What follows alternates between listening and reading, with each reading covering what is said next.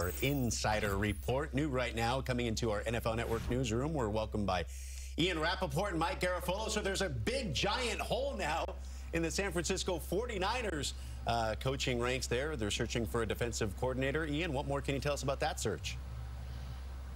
Well, a very well-known name now set to interview for them for the vacant 49ers defensive coordinator job on Monday, and that is Steve Wilks, the former Carolina Panthers interim coach. Of course, he's been a defensive coordinator, several stops around the league, also as a former head coach for the Arizona Cardinals. He is going to interview on Monday, and I would consider Wilks to be a pretty prime candidate. Chris Harris from the Washington Commanders also recently interviewed there. I would expect them to take a look at Chris Kasarik, their really respected defensive line coach, as well. But, you know, for Wilks, it seems to me like this would be a prime location for him to land. And not only is he, you know, looking at being a head coach candidate again next year, 49ers are going to be good. He's got a lot of good players, and they just sent someone from their defensive coordinator job to become a head coach. This one makes a lot of sense for both sides here, Omar. Loaded with talent. That's certainly a job to covet. Meanwhile, the Baltimore Ravens offensive coordinator job to work with Lamar Jackson seems like a job to covet. Mike, what's the latest on that search?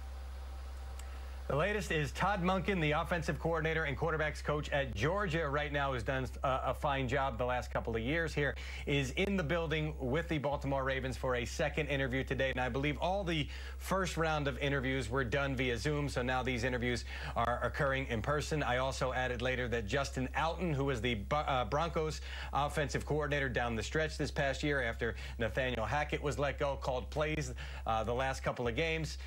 He will get a second interview early next week. Ian, you reported Dave Canales, the Seahawks quarterbacks coach, who did such a fine job with Geno Smith this past year. He will get a second interview as well. And it's already been mentioned that Eric Bieniemy is a possible candidate. Now, he is in the Super Bowl right now preparing for things with the Chiefs, so possibility that he will get a second interview, and maybe the Ravens wind up waiting for that. We shall see what the case may be there. Bieniemy also a candidate with the Washington Commanders, and Monken, by the way, has already interviewed with the Tampa Bay Buccaneers. So a lot of moving parts here, Omar. A lot of offensive coordinator positions that need to be filled around the league, the Ravens being foremost among them for many candidates. Yeah, a lot of moving parts now, but the key one for Denver, Sean Payton, the head coach, he's been hired. How's it looking for his defensive coordinator, Ian?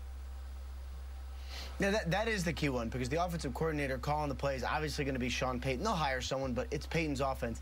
Defense a little more of a question mark. Sources say they have requested to speak with Brian Flores, the assistant head coach for the Pittsburgh Steelers, also linebackers coach, and someone who obviously has been a really good head coach for Miami Dolphins and came up as a defensive coordinator. This would be a really good hire. Makes a lot of sense for the Denver Broncos. Really allow him to just run the defense, let Payton run the team and run the offense.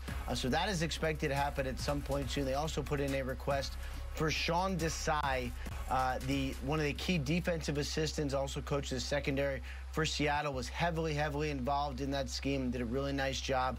So two candidates there for the Denver Broncos. Of course, they also have Ejiro Evero still under contract, still talking to Sean Payton, so we'll see what ends up happening with him. Yeah, it'd be interesting to watch that. It was interesting to watch yesterday. I know you guys spent the week in Senior Bowl. You're back home now. Tom Pelissero still at the Senior Bowl and had one of the great moments all time in Senior Bowl history. Let's take a look. It's real easy. If your hand hits that pad, you are the baddest dude in the history of the NFL Network. What usually happens is I win. What's best for you is don't fight it. All right? Everybody's good at something, and this is what I do. Ready and go. Nice. Relax there, young man. I thought for sure you'd be a lot stronger. I'll take it from here. Listen, the rest of these people, they've been calling me Travis. You can call me Daddy, young man. Yes, sir. Thanks a lot to the NFL Network. He's actually a lot stronger than I thought. He could definitely beat you.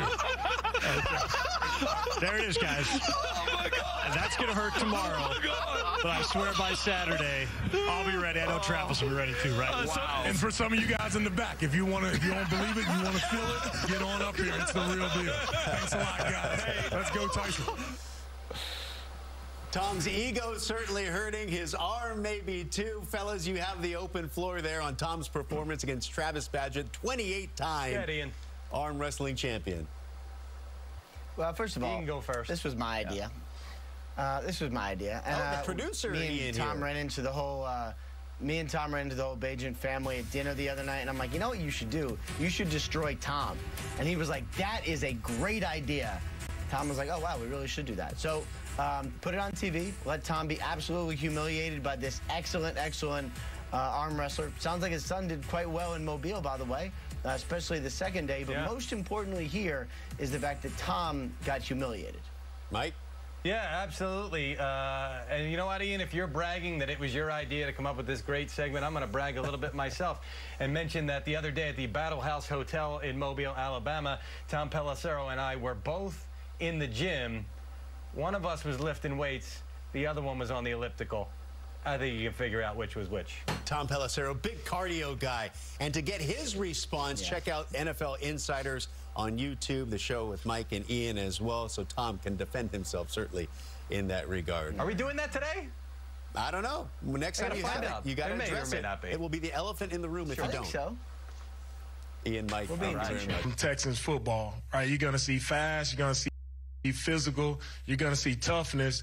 Most of we want smart players who truly are dedicated to being the best that they want to be, and guys who are coachable, and guys who want to go win. We know that our fans here are hungry, right, for a winner, right, and they deserve a winner. So those same messages that I've gotten, people telling me how proud they are of me, I want to, reflect that in our team, and I want to instill that in our guys of how we go out there and play, how we practice, how we prepare. Man, we're preparing to make the city of H-Town proud. For more now, we welcome in Jim Trotter. And Jim, you know that D'Amico Ryans was a star rising through the coaching ranks. They rewarded him with a 6-year contract, trying to bring some stability to the organization. What did you make of the hire, Jim?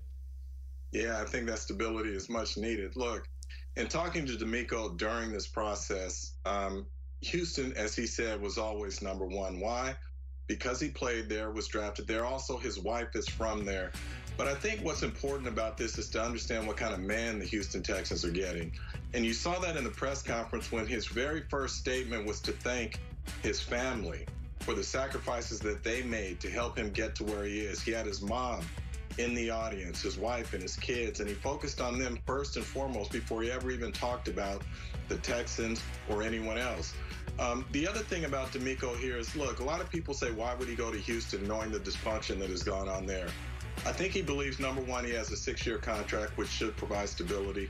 Number two, if you exclude the ownership and the things that have gone on in Houston over the last few years, there's a lot there in terms of at least 11 draft picks, a lot of cap space, and a chance to go out and get a quarterback who can really help them. So all of those things were factors, as well as D'Amico being able to go home, Omar.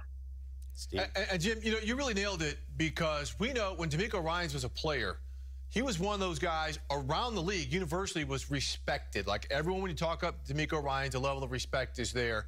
The same as when he was coming to the coaching ranks. And that is what the Houston Texans need right now. You got a young, defensive-minded head coach who is a leader, right? And the reason why they need a leader is because there aren't a lot of pieces in place right now. I mean, they've got to go out. You talked about the draft capital, the free agency capital. This is almost a complete teardown and rebuild what he is going to be working with right now. So they're going to need a leader to guide them through some certain times. And so he's just that good of a man, as you said, Jim. We know him personally. We both talked to him throughout this process.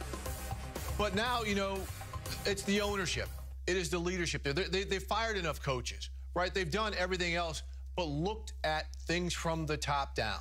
6-year contract, great. Does that guarantee support? Does that guarantee proper decision-making from above him? Not necessarily. We have not seen that before.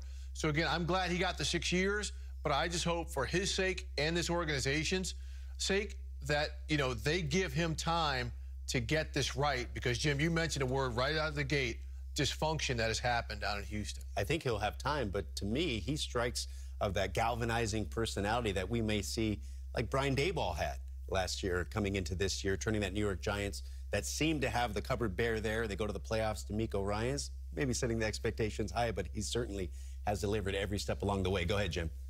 No, I'll say this to you, Omar. When you mention something like that, go back and talk to the 49ers players that he coached. Yep. When you talk to Fred Warner, he was going through that difficult contract negotiation a couple of years ago, and it was playing on his mind and whatnot.